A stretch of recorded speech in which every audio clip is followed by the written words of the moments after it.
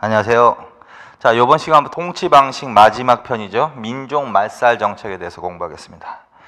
자, 일단 대략은 1930년대에서 우리나라 해방될 때까지 1945년까지를 크게 보면 민족 말살 정책기라고도 하고, 아니면 중일 전쟁을 계기로 본격화하는 거니까 중일 전쟁 이후라고 생각도 해두세요. 그 다음에 전환되는 배경은 세계대공황. 세계 대공황이 발생하면서, 그래서 1929년 미국으로부터 공황이 시작이 돼. 그래서 전 세계적으로 공황이 확대되는 거야. 그래서 이 1930년대 이후가 이제 전 세계적으로 공황을 극복해 나가는 시기다. 일본도 마찬가지로 공황을 극복하기 위한 노력을 하던 시기. 그런데 이때 공황을 극복하기 위한 하나의 수단으로 선택한 게 일본은 전쟁이란 말이지, 전쟁. 그래서 공황을 극복하기 위해서 일본이 무슨 전쟁을 한다? 침략 전쟁을 한다. 이거는 전쟁을 통해서 식민지를 확대시켜 나가는 거야. 그래서 공황을 극복하기 위해서 식민지를 확대시켜 나간다. 그래서 새로운 상품 판매 시장, 값싼 원료 공급지를 확대시켜 나가는 정책을 하는 거지. 그래서 침략 전쟁과 관련돼서 세 개를 쫓아 놓으세요. 만주사변, 줄. 그 다음에 중일전쟁, 줄.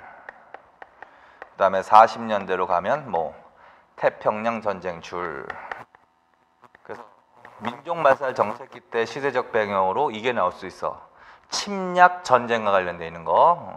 그리고 태평양 전쟁은 2차 세계대전 말하는 거야. 2차 세계대전. 그래서 침략 전쟁 부분 있죠. 만주사변 31년 줄, 중일전쟁 37년 줄, 태평양 전쟁 41년 줄. 그 세 개를 딱 쫓아 놓으세요. 그래서 30년대는 주로 대륙 침탈하는 시기, 대륙, 만주하고 중일전쟁. 그 다음에 태평양 전쟁은 40년대 2차 세계대전이라고 하시면 돼요. 2차 세계대전. 그 다음에 중일전쟁 위에다 써놓으세요. 중일전쟁 이후에 민족말살 정책 본격화라고 써놓으세요. 자, 그래서 그거 기억하시고 줄쳐놨지. 그래서 이런 것들이 나오게 되면 이거 민족말살 정책기 때 상황이구나라고 이해하셔야 돼. 이 시기에 일본이 이러한 전쟁을 하던 시기에 실시한 정책이 뭐다? 민족 말살 정책, 황국 신민화 정책. 거기에 대해서 이제 전체적으로 하는 거야. 구체적인 내용이 뭐냐 그럼? 첫째 뭐다? 군국주의와 전체주의를 강화한다. 그거 줄. 군국주의, 전체주의. 그래서 3, 40년대 일본이 강조하는 게 군국주의라는 거야. 군국주의 아니면 전체주의. 전체주의는 거기다 파시즘이라고 써놔. 파시즘. 파시즘이라고 돼. 파시즘. 파쇼 체제라고 해. 파시즘. 자, 그래서 군국주의, 전체주의를 강화한다. 이건 무슨 말이냐면 이때 일본이 전쟁을 하던 시기니까 전쟁을 위해서, 그러니까 국가 전체의 목적을 위해서 개인들을 희생시키는 거야. 그래서 전체주의, 군국주의를 강화하는 시기다. 그래서 그거 줄. 그 다음에 이제 뭐다? 철저한 사상 통제가 이루어진다. 그것도 줄. 그래서 20년대 그 전에는 이제 기만적 유화 정책을 썼지만 이때는 유화 정책이라고 안 그러는 거지. 또 조선인에 대해서 철저한 통제가 이루어지는 거지. 그래서 철저한 사상 통제도 그렇고 사상 통제도 이루어지고 뿐만 아니라 주민생활 전반에 대한 통제도 이루어지고, 그다음에 전쟁이 확대되다 보니까 일본 본토의 자원만으로는 부족한 거야. 만주사변 정도는 그래도 괜찮았는데 대륙, 중국 본토로 쳐들어가는 중일전쟁으로 전쟁을 점차 확대시킨다고. 그 다음에 이제 미국도 기습공격, 진주만 기습공격해서 2차 세계대전까지 이제 적자 확전을 하다 보니까 자원이 딸린 거야. 그래서 조선인들도 이제 강제로 전쟁에 동원하기 시작한다는 거야. 자, 그래서 조선의 인적, 물적, 자원의 본격적인 수탈이 이루어진다. 그래서 이게 바로 일반화된 문장이야. 그래서 민족말살 정책기 때 일본이 취한 정책 사상 통제, 주민생활 전반에 대한 통제, 인적, 물적 자원에 대한 본격적인 수탈이 이루어진 시기다. 이거 다 뭘 위한 거다? 전쟁을 위한 거다라는 거지. 자, 그래서 철저한 사상 통제와 관련해서 연필로 줄만 쳐놓으세요. 조선 사상범 보호 관찰령, 시국 대응 전선 사상 보구 연맹, 조선 사상범 예방 구금령. 한번 읽는 거야, 그냥 외우다기보다는. 자, 그래서 읽고 전체적으로 민족 말살 정책기 때 공포된 것이다 정도는 알 수 있을 정도로 읽으세요. 그 다음에 국가총동원법은 반드시 외우시고, 국가총동원법과 국민정신총동원 조선연맹 있죠? 그거 줄쳐놓으세요. 자, 그래서 민족말살 정책기 때 특히 중일전쟁을 계기로지, 중일전쟁을 계기로 무슨 법을 만든다? 국가총동원법, 국가총동원법. 그거는 반드시 기억하셔야 돼. 이건 잘 나오는 거야.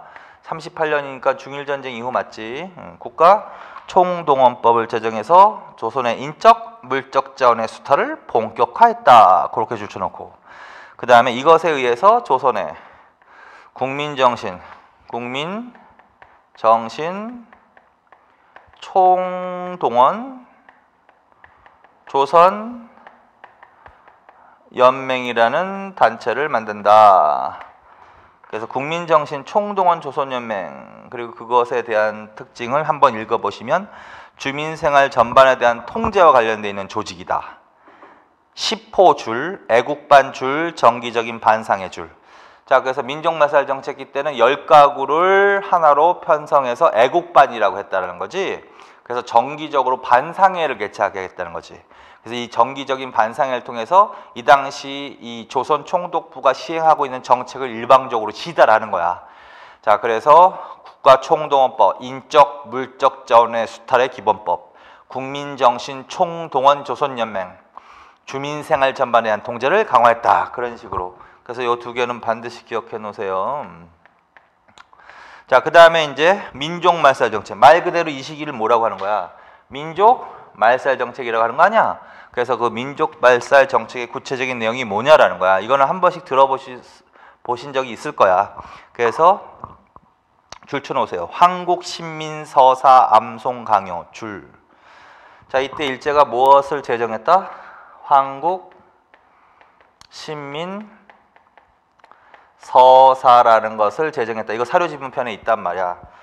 그래서 그것도 읽어봐. 삼국흰민. 여기서 황국은 천황의 나라의 신하와 백성을 만드는 거야. 그래서 천황폐하에게 충성을 다한다. 뭐 이런 식으로 하는 거야. 그래서 어른용도 만들고 아이용도 만들고 해가지고 이걸 암송을 하도록 했어. 그래서 황국신민서사 암송강요. 그다음에 황궁요배. 그것도 출처나 황궁요배. 황궁은 뭘까? 황궁. 그러면 천황이 사는 궁궐 말하는 거지. 그래서 시간이 되면은 사이렌이 왱 울려. 그러면 어디를 향하게 한다? 황궁을 향하게 하고 거기로 향해서 절을 하게 하는 거야. 그걸 황궁요배라고 한다. 황궁요배라고 한다. 황궁을 향해서 절을 하게 하더라. 황궁요배. 자, 또 무슨 일 있다? 조선어 사용 금지. 그거 줄쳐놓으세요. 그것도 다. 그거 다 줄쳐놓으세요. 그냥. 조선어 사용 금지. 조선어 사용을 금지하더라. 민족말살 정책기에는 아예 조선어 사용을 금지하더라고. 그러니까 그 전에는 그 무단이나 문화통치기는 조선어 사용은 될 수 있으면 제한하게 하고 일본어 사용을 강화시켰다면 이때는 아예 조선어 사용을 금지하게 하는 거야. 그래서 순전히 일본어만 말하게 하는 거야. 그래서 조선어 사용 금지 이렇게. 자, 그 다음에 또 뭐가 있다? 신사참배 강요. 신사참배. 신사는 일본의 조상을 모셔놓은 곳이란 말이야. 근데 일본의 조상을 모셔놓은 신사를 조선에도 전국 각지에 신사를 건립하는 거야. 그래서 여기 참배하도록 강요하는 거야. 결국은 일본의 조상을 우리의 조상신으로 모셔라 하면서 강요하는 거지. 말도 안 되는 거지만. 그래서 이걸 신사참배라고 한다. 그래서 신사참배 강요했다. 자, 그 다음에 또 뭐가 있다? 일본식 성과 이름 사용. 일본식, 그 일명 뭐라고 한다? 창씨개명이라고 하는 거지. 창씨개명. 창씨개명. 그래서 아이의 이름도 성도 어떤 식으로 해라? 1번식으로 해라. 그래서 이걸 창씨 계명을 강요했다. 그래서 창씨 계명을 강요했다. 1번식 성과 이름을 사용하도록 강요했다. 자, 그 다음에 일선동조 내선일체까지 줄처럼 돼. 일선동조 내선일체. 일선동조 1번과 1선. 조선은 한 조상이다. 한 뿌리다. 그걸 일선동조론이라고 하는 거야. 그러면 내선. 내는 내지. 일본. 선은 조선. 내선 일체. 똑같다. 자, 그래서 결국은 이게 어떤 내용 같아? 일본인에게 충성, 일본 왕에게 충성해야 된다. 일본 황궁을 향해서 절을 해라. 조선어 사용을 금지하고 일본어만 사용해라. 일본의 조상을 모셔라. 신사참배. 이름 일본식으로 이름과 성을 써라. 창씨계명. 일본과 조선은 한 조상 뿌리다. 그래서 똑같다. 한 몸이다. 뭐야? 조선인이라는 것을 아예 없애버리는 거지. 그래서 이걸 이것이 민족말살이라고. 민족말살, 다른 말로는 황국 신민화 정책, 황국 신민화 정책입니다. 그래서 그래서 연도가 써 있는 거 있지? 그래서 이건 대충 이것도 다 중일전쟁 이후로 가는 거야. 민족말살 정책도 무슨 전쟁 이후에 본격화 된다? 중일전쟁 이후에. 자, 그 다음에 이제 인적, 물적 자원의 순탄을 본격화한다. 왜? 전쟁이 시작돼서 초기에는 조선인을 강제로 동원할 필요가 없었단 말이야. 왜? 그 정도까지는 일본이 자체적으로 해결할 수 있었다. 근데 이제 중일전쟁, 태평양 전쟁으로 전쟁을 확전시켜 보다 보니까 자원이 딸리더라는 거지. 자, 그래서 인적, 물적 자원의 수탈이 본격화됐다. 그것에 대한 근거 법률이 뭐라는 거야? 국가총동원법이라는 거야. 그래서 국가총동원법을 제가 총동원, 인적, 물적 자원의 수탈을 본격화했다. 그래서 이제 조선인들을 전쟁에 동원시키는 거지. 자, 그 중에서 먼저 인적 수탈에 대한 거. 군인으로 동원까지 했다는 거지. 군인. 그래서 군인과 관련해서 그 세 개 줄쳐놓으세요. 육군 특별지원병, 학도지원병, 징병제. 그 세 개 딱 줄쳐놔. 육군 특별지원병제, 육군 특별지원병제. 몇 년이야? 38년 맞죠? 38년. 그 다음에 40년대 학도 지원병제 43년. 그래서 맨 처음에는 지원병 형식으로 끌고 간 거야. 그 다음에 44년은 강제로 끌고 간다. 징병제라고 한다. 징병제. 그래서 38년에 육군특별지원병제, 43년, 44년에 연달아 학도지원병제, 징병제 요 세 개 줄쳐놓으세요. 반드시. 그 다음에 강제로 부역동원, 노동력으로 동원해서 강제 동원해서 노동을 강제로 시켰단 말이야. 그거 하려는 게 뭐다? 국민징용령 줄. 그 다음에 근로동원, 근로보국대, 여자정신대 근무령 그거 줄. 자, 그 다음에 또 강제로 노동력으로 동원하기 위해서 무엇을 실시했다? 요 옆에다 쓸게요. 국민징용령, 국민징용령 39년, 국민징용령 39년. 그 다음에 이제 근로동원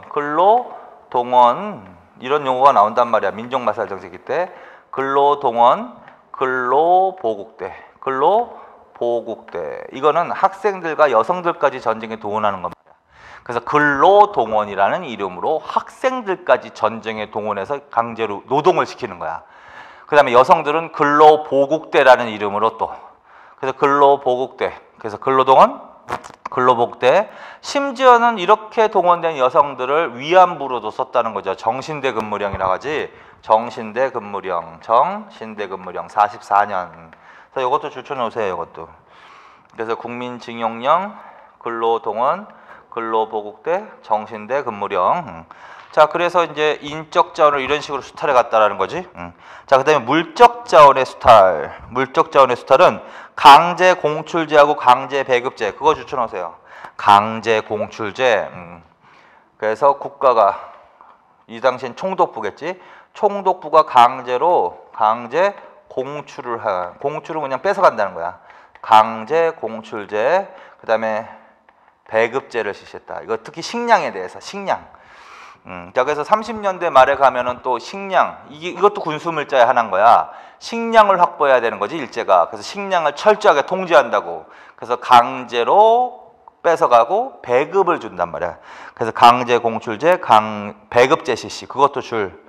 그 눈으로 읽어. 미곡 배급 조정령 39년. 그거 줄.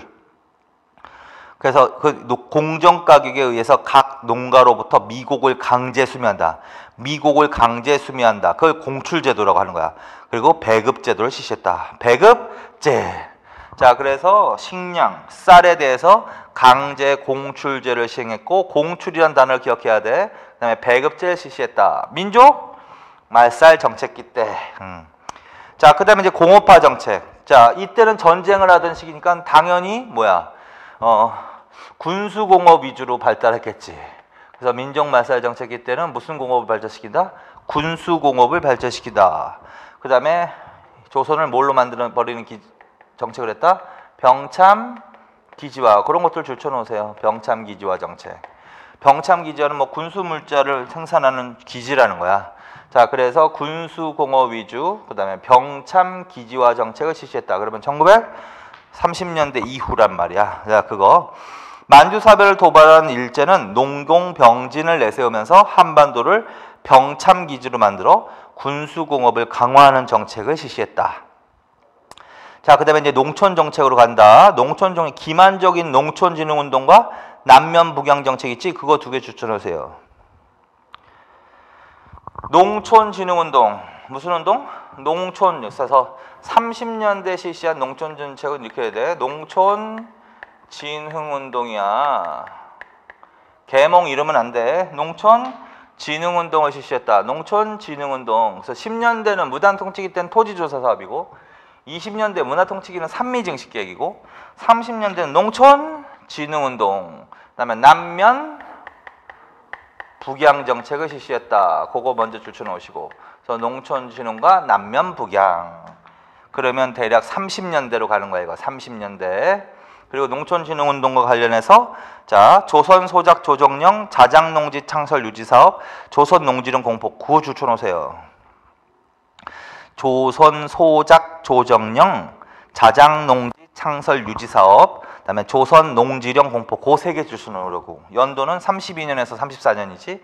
그래서 30년대 전반이지. 특히 이거는 30년대 전반으로 간다. 30년대 전반. 중일전쟁 이전이야. 그래서 조선소작 조정령 자작농지 창설 유지사업, 그 다음에 가장 그 중에서 그나마 잘 나오는 게 조선농지령이야. 그건 특히 더 알아놓고 동그라미 쳐놓고 조선농지령 등을 공포하는 시기다. 그러나 항상 같이 읽으세요. 그래서 조선소작 조정령 자작농지 창설 유지사업, 조선농지령 등을 공포했다. 그럼 무슨 운동을 물어보는 거다? 농촌진흥운동 물어보는 거다. 그럼 어느 때 물어보는 거다? 시기는 30년대 전반. 30년대 전반. 이렇게. 자, 그렇게 해놓고서 뒤에 있는 거는 그냥 읽기만 해. 농민들의 불만을 완화시키려는 정책이었다. 자, 그 다음에 남면 북양 정책은 이건 뭐냐면, 남쪽에는 주로 면화를 재배하고 북쪽은 주로 양을 사육하게 하는 제도야. 그걸 남면 북양이라고 한다. 그래서 개념. 그 다음에 30년대 후반 39년에 무슨 사업을 제기했다? 산미 증식계획을 제기했다. 산미 증식계획을 실시했다가 아니라 어떻게 했다? 재개했다. 다시 시작했다. 재개했다. 그거 줄만 쳐놓으세요. 줄만. 그 다음에 식량에 대한 강제 공출제하고 배급제는 조금 전에 하셨죠. 거기까지. 그 다음에 조선 교육령으로 간다. 자, 민족말살 정책기 때는 몇 차하고 몇 차가 나와야 된다? 3차 조선교육령하고 4차 조선교육령으로 가는 거야. 3차 조선교육령하고 4차 조선교육령. 그 다음에 3차 조선교육령은 38년, 4차는 43년. 그거 줄쳐놓으시고. 그 다음에 한번 읽어. 국채명징 인고 단련 내선 일체를 강조했다. 한국 신민화 교육을 강화했다. 조선어를 수익 과목으로 했다. 그거 다 조선어를 수익 과목 있지? 그거랑 한국 신민화 교육 있지? 그거 두 개만 줄쳐놓으세요. 그래서 황국 신민화는 결국 뭐야? 민족 말살 정책 말하는 거냐? 그러면 30년대 이후일 거 아니에요, 당연히. 자, 그래서 황국 신민화 교육을 강화했다. 조선어를 수익 과목으로 한다라는 내용이 나오면 몇 차로 간다? 무조건 3차로 가는 거야. 38년. 그다음에 전시 체제 교육 강화 출처나 40년대는 그러니까 3, 40년대는 전쟁을 하던 때인데 30년대 후반에 잘 나오는 단어가 총동원이라는 단어야. 총동원. 근데 40년대는 태평양 전쟁, 2차 세계대전 때지. 그땐 전시체제라는 용어가 잘 나와. 그래서 그걸로도 조금 뉘앙스가 다르니까 조금 가려. 총동원 30년대 말 중일전쟁 이후. 40년대는 전시체제 그렇게 기억하세요. 그래서 3차, 4차까지 줄초는 조선 교육령 이렇게. 그 다음에 민족운동에 대한 탄압이다. 민족말살 정책기 때 있었던 민족운동의 탄압으로 뭐가 나온다? 문자보급운동, 분화로드운동 탄압 그거 줄. 일장기 말소 사건 36년 그거 줄. 동아일보, 조선일보 폐간 그거 줄. 조선어 학회 해체 그거 줄. 그거 줄쳐놓고 그거 별표 쳐놓으세요. 자, 이거는 우리나라와도 관련이 있어. 자, 이 지금 나열된 줄 쳐놓은 거는 별표 쳐놔 다 뭐야? 어느 때 나온 거야? 민족 말살 정책기 때. 그래서 나중에 이거 문자보급운동과 분화로드 운동은 또 할 거거든요. 거기다가 문맹퇴치라고 써놔. 문맹퇴치 운동이야. 자, 그래서 30년대 문맹퇴치 운동이 일어났는데 그게 문자보급운동과 분화로드 운동이야. 그걸 탄압했다라는 거고. 그다음에 일장기 말소 사건은 그건 베를린 올림픽과 관련 있어. 베를린 올림픽 손기정 마라톤 우승. 그래서 송기정 씨가 올림픽에서 마라톤에서 금메달 땄단 말이야. 그게 36년에 베를린 올림픽이거든. 근데 안타깝게도 일본 대표로 나가셨단 말이야, 그분이. 그래서 우승을 했는데 이제 그 기사를 우리말 신문들, 동아일보 등 우리나라 신문들이 기사를 보도하면서 사진을 하나 실었는데 그 사진에 그 시상식 장면 사진을 실었는데 거기에 이 유니폼 왼쪽 가슴에 일장기가 달려 있었거든요. 일본 대표로 나갔기 때문에. 그래서 일장기를 지우고 보도한 사건이야. 그걸 일장기 말소 사건이라고 하는 거야. 그러면 일본이 가만히 있지 않았겠지. 그래서 베를린 올림픽, 송기정 마라톤 금메달 기사 보도 과정에서 일장기를 삭제하고 보도. 그걸 일장기 말소 사건. 그래서 이것으로 인해서 동아일보 등 언론에 대한 탄압을 한 거야. 그 다음에 조선일보, 동아일보를 40년에는 아예 폐간시켜버리는 거지. 조선일보, 동아일보는 문화통치로 전환하면서 20년에 창간된 신문이다. 20년에. 그러다가 40년에 아예 탄압을 한 거지. 그 다음에 조선어 학회라는 단체, 이건 나중에 또 볼 거야, 이거는. 조선어 학회를 40년에 해체시킨다. 자, 그래서 그건 줄쳐놓고 특히 더 별표 쳐놓으세요. 자, 이건 다 언제? 민족 말살 정책기 때 있었던 거야. 거기까지. 그래서 지금까지 한 게 대충 뭐야? 민족 말살 정책기 때 특징이란 말이야. 근데 특히 이제 외울 것들 있잖아요. 왜? 국가 총동원법부터 해서 국민정신 총동원 조선연맹 의도적으로 여기다 쓴 거야, 이게. 의도적으로. 중일전쟁 이후로 가시면 된단 말이야. 중일전쟁 이후에. 그래서 한국신민화 정책, 민족말살 정책은 뭐야? 3, 40년대라고 하면 되지만 전쟁을 계기로 본격화되었다. 중일전쟁을 계기로 본격화되었다. 중일전쟁이 몇 년이다? 37년이니까 대충 30년대 후반이라고 하면 되지. 30년대 후반에서 40년대까지를. 그래서 어떤 사람들은 민족말살 정책기 하면 30년대 후반 중일전쟁 이후 40년대까지를 민족말살 정책기를 하는 사람도 있다라는 거야. 이거 시대 구분은 정해져 있는 건 아니니까. 자, 그래서 그렇게 아까 알아두셔야 그랬지, 계속. 그 연대별로 물어볼 수도 있어, 일제강점기는. 그러면 10년대, 20년대, 30년대, 40년대 이렇게. 그러면 이제 연대별로 물어보면 같은 민족말살 정책기이지만 30년대하고 40년대는 구분해서 정리를 해놔야 되겠지. 자, 그래서 그런 식으로 학습을 하시란 말이야, 정리를. 자, 그래서 지금까지가 바로 이제 뭐다? 민족말살 정책기까지 정리하신 거야. 그래서 무단통치, 그 다음에 문화통치, 그 다음에 민족말살 말살 정책. 그래서 이렇게 통치 방식을 반드시 정리해 놓으시고, 그 다음에 이제 그 중에서 중요한 거 뺀다 그랬지. 뭐야? 농촌 정책이 단독으로 나올 가능성이 있으니까 빼라고. 자, 그래서 거기 다음 페이지 465쪽에 가면 일제 농촌 정책 한 거 있죠? 그것만 다시 보자라는 거야. 자, 무단 통치기 때 일제가 시행한 대표적인 농촌 정책은 뭐다? 토지 조사 사업이란 말이야. 그러니까 토지 조사 사업은 단독으로 물어보니까 이건 단독으로 정리해 놓으시는 거야. 토지 조사 사업에 대해서 한다. 그다음에 1920년대 일제가 시행한 정책은 뭐야? 문화 통치기 때 산미 증식 계획이라는 거지. 그래서 산미 증식 계획, 그것도 또 단독으로 물어보니까 또 단독으로 조금 정리해 놓는다는 거지. 산미 증식 계획이야. 그래서 그것도 하나 정리해 놓고, 자, 그 다음에 1930년대 민족말살 정책기지만 1930년대 한다. 일단 1930년대 그러면 뭐야? 농촌 진흥운동, 농촌 진흥운동이라는 거 하고, 그 다음에 남면 북양 정책 있지? 그래서 그걸 정리해 놓는 거야. 북양 정책. 그래서 30년대로 간다. 30년대는 농촌 진흥운동이다. 남면 북양 정책이다. 그 다음에서 토지조사 사업에 대해서 공부를 하시는 거야. 그 맨 위에 있죠? 맨 위에 이게 토지조사령의 일부거든. 토지의 조사 및 측량은 본령에 따른다. 조사 및 측량 줄쳐놔. 조사 및 측량. 따라서 토지조사 사업은 뭐 하는 거다? 토지를 조사하고 측량하는 사업이 벌어진 거야. 그 다음에 제4권 한번 읽어봐.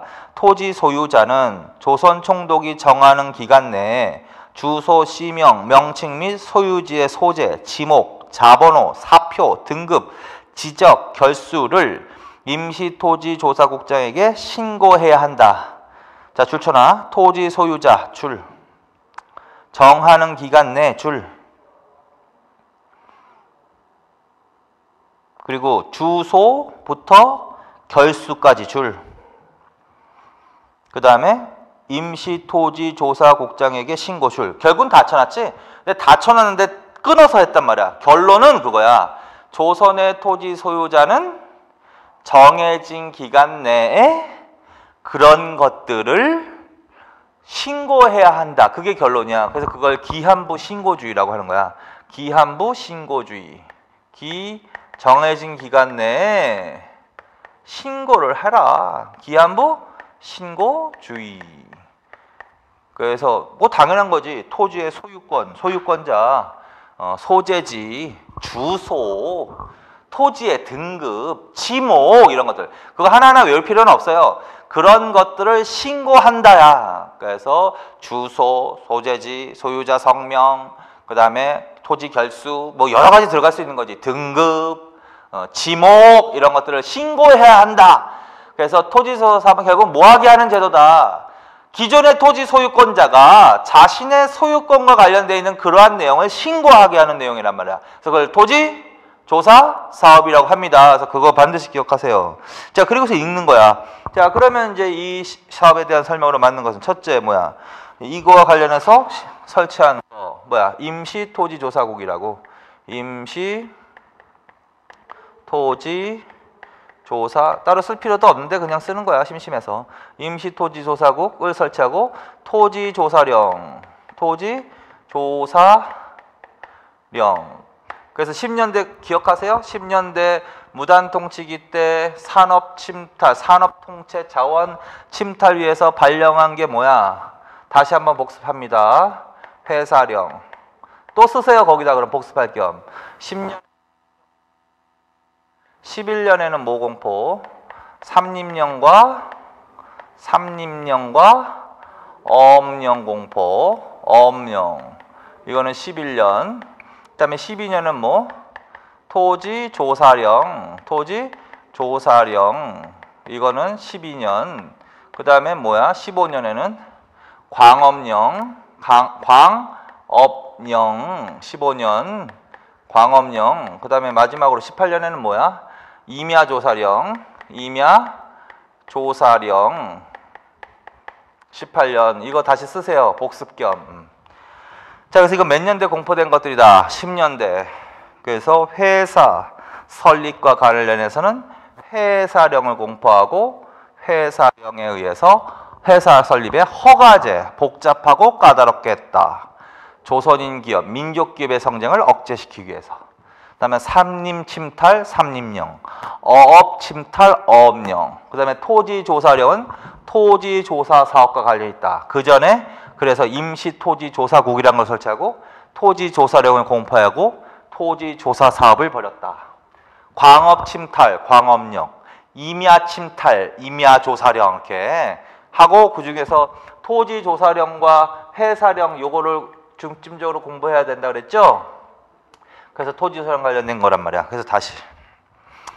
그 다음에 이거는 근대적 토지 소유권 제도 확립을 내세웠으나 실제로는 토지 수탈 등의 근본적인 목적이 있었다. 그건 무슨 말이냐면 일제가 이 사업을 시행하는 표면적인 대외적인 명분은 조선의 전근대적인 토지 소유권 제도를 근대화시켜 주겠다라는 명분을 내세웠단 말이야. 그러니까 근대화의 명분을 내세웠다라는 거야. 그러나 실질적인 목표는 토지 스타일 등에 있었다. 이렇게 정리해야 되고. 자, 기한부 신고주의 줄쳐나. 좀 전에 토지조사령에서도 봤죠? 당연히 토지조사 사업은 토지에 대한 조사와 측량이 이루어지는 작업이고, 그 다음에 기한, 정한, 토지 소유자는 정해진 기간 내, 그게 기한부지. 기한 내 자신의 소유권. 구체적으로는 뭐 주소, 뭐 성명, 지목 쓰지 마시고 지목, 뭐 등급, 결수 등을 어떻게 해? 임시토지조사국장에게 어떻게 해라? 신고하도록 했다라는 거지. 임야조사는 아니지. 토지와 임야조사가 아니지. 그냥 토지조사지. 임야조사는 이 임야조사령 때 했겠죠. 삼림은 이때 했겠지. 그래서 그냥 토지야. 그래서 그 얘기하는 거야. 그래서 기한부 신고주의라고 하는 거야. 기한부 신고주의. 그래서 결국은 기존의 토지 소유자는 이런 것들을 정해진 기간 내에 신고를 하도록 했단 말이야. 만약에 미신고하면 조선 총독부 소유로 한다라고 정해놨다. 그것도 좋잖아. 그래서 기한부 신고주의, 그건 이걸 얘기하는 거고, 그 다음에 미신고 토지는 총독부 소유로 하도록 했다. 이렇게 그거 좋잖아. 그런데 이 과정에서 실제로 미신고된 토지가 많았다는 거야. 그래서 미신고 토지 줄, 그다음에 역둔토, 궁장토 등 국유지 줄, 문중 소유 토지 줄, 그러한 토지들이 대부분 총독부로 소유권이 이전되더라고. 결국은 토지 이 조사 측량 과정에서 기한을 정해서 토지의 소유권을 신고하라고 하는 그 과정에서 많은 토지가 실제로 총독부 소유로 소유권이 이전되더라는 거지. 따라서 이 토지조사 사업은 토지 수탈의 근본적인 목적이 있었다라고 표현을 하는 거지. 자, 그래서 그 얘기하는 거고, 정책의 결과, 그래서 결과 토지 약탈의 목적이 있다. 맞지? 그래서 일제시대 최대 지지가 조선 총독부가 되는 결과를 가져왔다. 그리고 이때 많은 토지를 수탈하고 어떤 회사로 하여금 관리하겠다? 동양척식 주식회사로 하여금 관리하겠다. 그런 거야. 근데 주의하실 것은 동양척식 주식회사는 개항 전에 거기다 1908년 설립이라고 써놔. 그러니까 이 사업할 때 토지조사 사업으로 수탈한 토지를 관리하기 위해 동양척식 주식회사를 설립했다. 그러면 안 되는 거야. 이때는. 왜? 회사는 1908년에 이미 설립돼 있었으니까. 그래서 있는 회사로 하여금 관리하게 했다라는 것 뿐이야. 자, 그 다음에 식민지적 지주제 강화했다. 그것도 좋잖아. 자, 이 사업을 통해서 조선의 기존의 지주제는 어떻게 된다? 강화가 맞아. 약화나 폐지하면 안 돼. 일본은 한반도를 효율적으로 통치하기 위해서 국민의 대다수인 농민들을 소작농으로 전락시켜버리는 정책을 하고, 기존의 조선인 대지주는 친일화 지키는 작업을 한 거야. 그래서 지주는 늘어나고 일본인 지주도 늘어나고 기존의 조선인 지주도 더 땅을 확대하는 기회가 된 거야. 그러나 대다수의 농민은 몰락해서 소작농으로 전락한다고요. 그리고 그 소작농으로 전락한 그 대부분의 농민들을 지주의 통제를 받도록 하게 하는 거지. 그러기 위해서는 지주의 권한을 강화시켜주고 소작농의 권한을 약화시켜버리고, 그래서 결국은 대다수의 국민들이 지주에 예속되게, 그리고 그 지주는 친일화시키는 작업을 하고, 그래서 식민지적 지배 기반을 마련하는 정책이기도 했다, 이렇게 이해를 하는 거지. 자, 그래서 친일, 일본인 지주 증가, 대다수 농민은 기한부 계약 소작농 전락, 농민의 토지에 대한 법적, 관습법적 권한은 부정. 그거 다 줄쳐놓으세요. 그래서 결론, 토지조사 사업으로 대다수의 농민들은 몰락이 맞아, 생활 향상이 맞아. 몰락이 맞다. 자, 그 다음에 식민지 재정기반 마련. 이때 이제 소유권 제도가 명확하게 됐기 때문에 그 이후에 이제 전세를 어떻게 이제 징수할 때 그전보다 전세 수입이 증가할 수가 있는 거지. 자, 그래서 전세 수입이 증가되는 등 재정 기반을 마련하는 측면도 있고, 지주제를 강화시켜서 식민지 지배 기반을 강화시키는 것도 있고, 그 다음에 많은 토지를 수탈하려는 목적도 있었다라는 거야. 자, 그래서 이렇게 정리해 놓으십시오. 자, 그 다음에 이제 20년대로 간다. 20년대는 뭐야? 산미 증식계획으로 가는 거야. 그 위에 한번 또 읽어봅시다. 자, 산미 증식계획은 뭐라고? 쌀 증산 정책이라고. 기본적으로 쌀 증산 정책이라고. 쌀을 증산시키는 정책. 그래서 산미 증식계획은 쌀 증산 정책입니다. 그러면 쌀을 증산하기 위해서 어떻게 해야 되는 거야? 당연히 그 작업을 해야지. 토지 개량 출, 관계 개선 지목 변경 개간 및 간척 출, 농사 개량 출, 시비법 증대 우량 품종 보급 출. 그래서 그거 계속 읽어. 자, 요 문장이 딱 나왔을 때, 아, 이거 쌀 증산과 관련 있는 내용 같다? 그러면 산미 증식으로 가야지 토지 조사 사업으로 가면 안 된다는 거지. 그래서 간척과 개간 사업도 하고, 그 다음에 시비법, 비료 주는 것도 증가시키고, 우량 품종도 보급하고, 그러면 쌀 증산 정책과 관련 있는 거잖아. 그러면 이게 산미 증식 계획으로 간다. 자, 그리고 내용 정리. 자, 산미 증식 그러면 왜 했냐? 일본 공업화에 따른 일본 내 식량 부족 문제를 해결하기 위해서. 그게 목적이야. 무슨 말이냐면 20년대가 본격적으로 일본이 공업화되는 시기거든요. 그러면 공업화되면 공장은 늘어나고 농토는 줄어들 거란 말이야. 그러면 식량, 쌀 증산이 줄어드는 거지. 그래서 식량 부족 현상이 온 거야. 그래서 일본 국내 식량 부족 문제를 해결하기 위해서라는 거야. 자, 그래서 20년에서 34년의 중단, 그거 좋잖아. 그래서 20년에서 시작해서 34년에 중단돼. 원래 목표는 30년을 계획으로 잡았어. 그래서 산미 중식 계획은 원래는 30년을 기간을 원래 목표로 잡았는데, 그러면 50년까지 해야 된다는 소리 아니에요. 그런데 34년에 중단이야. 그러니까 대부분은 20년대로 물어보는 거야. 근데 중단됐다. 그러면 30년대로 나올 수 있지. 중단, 그치? 자, 그 다음에 정책의 결과. 쌀의 생산이, 그거 밑으로, 그거 중요한 거야, 다. 쌀의 생산이 다소 증가하였지만 그 이상 일본으로 유출됐다. 그거 좋잖아. 그게 결론은 모든 문제의 이게 출발점이란 말이야. 뭐냐면 이 기간 동안, 산미 증식 기간 동안 쌀 증산이 이루어진다고. 쌀 증산이 이루어진다고, 실제로. 비료도 많이 주지, 우량품종도 보급하지, 수리시설도 확충하지. 당연히 증산될 수밖에 없어. 근데 증산된 양보다 더 많은 양을 일본으로 수탈해 가더라. 반출되더라는 거지. 자, 그래서 이렇게 이해해야 되는 거야. 쌀이 증산이 이루어졌지만 증산된 양보다 더 많은 쌀을 일본으로 가져갔다고요. 수탈해 갔다고. 그러면 결과가 뻔히 나타나는 거지. 안 했을 때보다, 이 계획을 안 하고 증산을 덜 시키고 덜 가져가는 게 더 낫지. 조선 입장에서는. 그래서 어떻게? 조선인 1인당 쌀 소비량 감소 줄, 잡곡 소비량 급증, 만주 수입 증가 줄. 그거 반드시. 그래서 결국은 식량 사정이 더욱더 악화된 거야. 한반도에서 쌀이 더 증산되는 시기이긴 하나 조선인의 식량 사정은 더 악화된 거라고. 왜? 일본으로 더 많은 양의 쌀을 가져갔기 때문에. 그래서 삼미증식 기간 동안 조선인의 1인당 쌀 소비량은 감소가 맞아. 감소. 그래서 쌀 먹기가 더 어려워진 거야. 그래서 잡곡으로 연명해야 되는 거야. 그래서 잡곡 소비량은 증가야. 잡곡은 증가야.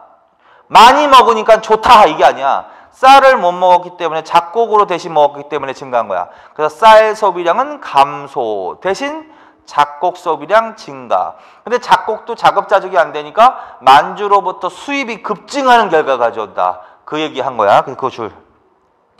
그 다음에 또 삼미증식 계획의 결과 다양한 농업 구조가 파괴되고 전통적으로 다양한 농업 구조가 파괴되고 쌀 위주의 단순 농업화되는 결과를 가졌다. 그걸 쌀 위주의 단작 농업화라고 하는 거야. 자, 그 다음에 이 당시에 농민들은 또 어떻게 되냐. 이 정책의 결과 농민들은 식량 사정도 더 안 좋아진 거고 대체적으로 더 몰락해 가더라는 거야. 그러니까 비용 부담이 증가되는 거야. 그래서 대표적인 비용이 뭐다? 수리조합비 줄, 생산비용 줄. 근데 원래 이 수리조합비나 생산비용은 원래 지주가 내야 될 비용이거든요. 원래는.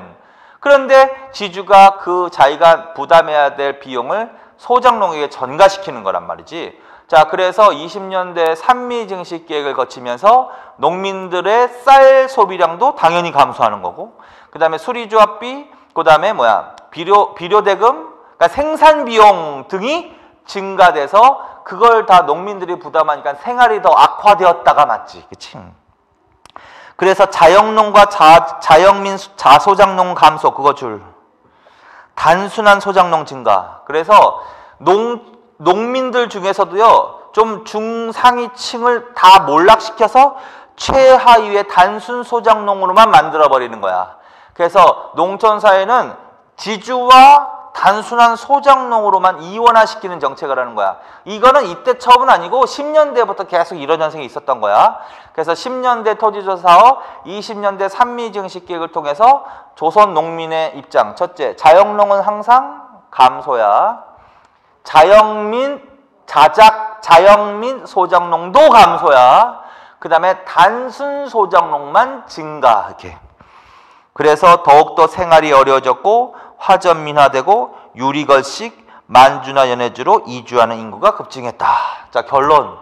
10년대 토지조사 사업과 20년대 삼미증식 계획은 조선의 농민을 더욱더 몰락시켰다야. 결론. 몰락. 이렇게. 자, 그 다음 이제 민족 말살 정책기로 간다. 민족 말살 정책기 때는 무슨 정책을 한다? 이제 민족 말살 정책 때 구체적으로 30년대로 가세요. 30년대 정책. 그 중에서도 무슨 운동과 무슨 운동? 농촌진흥운동과 남면북양. 자, 농촌진흥운동에 대해서 먼저 한다. 또 줄쳐놔. 조선소작조정령. 조선소작. 이거는 아까 통치방식 할 때도 하셨죠. 조선소작 조정령이라는 것을 공포한다. 그 다음에 자장농지 창설 유지 사업을 발표한다. 자장농지 창설 유지 사업을 발표한다. 조선 농지령을 공포한다. 이게 제일 잘 나온다 그랬지. 그 중에서도 조선 농지령을 공포한다. 요거 둘 다 32년이다. 그치? 요것만 34년이다. 그래서 그것도 반드시 줄쳐놓으세요. 그래서 조선 소작 조정령, 자장농지 창설 유지 사업, 조선 농지령 공포, 이런 게 나오면 빨리 뭘로 가야 돼? 아, 요거 30년대 전반이지. 그리고 또 30년대 전반에 무슨 정책으로 가야 되겠구나. 농촌 진흥운동으로 가야 되겠구나. 그래서 반드시 그거 펼쳐 놓으라고. 농촌 진흥운동. 자, 그리고 읽는 거야. 조선 소작 조정령은 어떤 의미가 있는 법령이다? 사법기관의 조정으로 소작쟁이를 방지할 목적으로. 자장농지 창설 유사는 자영농 육성. 조선농지령은 지주의 이익을 제한. 그거 다 줄쳐놓으세요. 자, 이건 어떻게 이해를 하냐면 1910년대 토지조사 사업으로 이미 이때부터 조선의 농민이 몰락하기 시작했단 말이야. 그래서 몰락한 농민들이 불만을 갖고 20년대부터 소작쟁이라는 게 일어나. 20년대 소작쟁이. 농민운동이 이제 시작이 되는 거지. 그거는 결국 일본의 정책의 결과지. 왜 그러냐면 토지조사 사업과 산미증식계획으로 어떻게 조선의 농민을 몰락시켜 놨으니까 거기에 대한 저항인 거지. 자, 그래서 10년대 토지조사 사업으로 몰락한 농민들이 20년대에 소작쟁이를 일으키는 거야. 근데 20년대는 산미증식계획을 또 더 몰락시켜버리는 거 아니야. 그러니까 점차 시간이 갈수록 소작쟁이가 더 활발해지는 거야. 그리고 30년대 전반에 최고조에 달하다가. 그러니까 이 농촌진흥운동이 시작될 때가 바로 농민운동이 최고조에 달할 때야. 그러면 농민운동, 소작쟁이가 최고조에 달한다는 것은 일본에 대한 저항이, 불만이 최고조에 달했다는 거야. 그래서 일본 애들이 통치 기반의 위협을 느끼는 거야. 아, 농민들의 불만을 조금 무마시켜주지 않고서는 더 끌고 가서 없을 것 같은데? 그러면 농민들의 불만을 조금 무마시켜줄 필요도 있을 것 같은데? 하면서 시행한 제도가 이 제도라고, 이 정책이라고. 그래서 표면적으로 선전만 하는 거야, 그렇게. 조선 소작 조정령으로 사법기관의 조정으로 공정하게 소작쟁이를 해결해주겠다, 이런 식으로 선전하는 거야. 자영농을 육성하겠다, 자작농지 창설해서. 그 다음에 지주의 이익을 더욱더 강화한다, 이러면 절대 안 돼. 지주의 이익을 어떻게 하겠다? 제한하겠다, 조선농지령. 이런 식으로 선전하면서 했다는 거야. 선전하면서. 자, 그래서 그 내용까지도 좀 알아두라고. 그러니까 이 30년대 농촌진흥운동은 지주의 이익을 더욱더 강화하고 지주의 권한을 더욱더 강화하고 농민을 이건 아니라는 거야. 근데 결론적으로는 뻔해. 내세운 명분만 그렇겠지 실제로 이렇게 되지는 않아요. 그래서 기만적인 농촌진흥운동이라고 하는 거지. 자, 그래서 마치 농민을 위하는 것처럼 정책을 했을 뿐이지 실제로는 그렇게 되지 않는다. 그래서 기만적인 농촌진흥운동이라고 하는 거야. 그리고 조심할 게 반드시 진흥이라고 해야지 농촌개몽운동 이러면 안 돼. 농촌개몽운동은 조선인들이 전개한 민족운동을 말하는 거고, 지금은 농촌진흥운동은 일본이 시행한 농촌정책을 말하는 거니까 그건 반드시, 그래서 진흥에다가만 저 빨간 걸 춘 게 의미가 있는 거야, 이거. 자, 그래서 그렇게 정리해놔. 결론, 30년대 전반 기만적인 농촌진흥운동, 거기까지. 그 다음에 남면북양정책은 뭐 간단해. 군수공업 원료 확보 줄.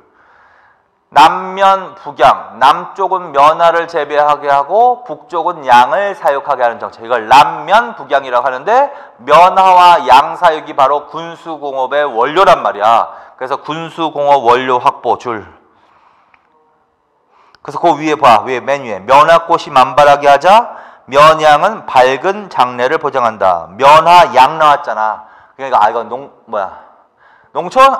남면 북양정책이구나를 이해를 하셔야 돼. 그러면 30년대로 가야지. 30년대 민족 말살정책기.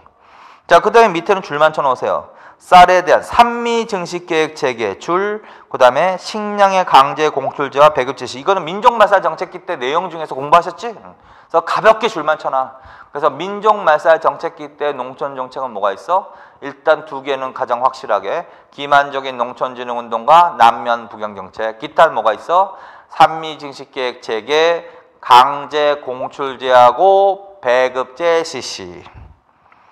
그리고 그 산미증식계하고 강제 공출제, 배급제, 그거는 거기다가는 중일전쟁 후라고 써놓으세요. 반드시 30년대 후반 이후 이렇게. 자, 그래서 요 지금 세 개의 정책을 반드시 정리해놔야 돼. 이거 좀 잘 나오는 거거든. 자, 그래서 지금까지 요번 시간까지 하신 게 일제 강점기, 일제 통치 방식을 정리하신 거야. 2시간에 걸쳐서. 그래서 무단, 문화, 민족말살 정책기 때 통치 내용, 각각의 내용. 그 다음에 민족말살 정책은 중일전쟁 이후 본격화된다. 그것도 좀 머릿속에 기억하시고. 그 다음에 농촌 정책이 그나마 그것만 나온다는 건 아니고, 그게 이제 가장 잘 나오는 거니까 그건 따로 지금 정리를 해드린 거야. 자, 이번 시간 여기까지 하겠습니다. 수고하셨습니다.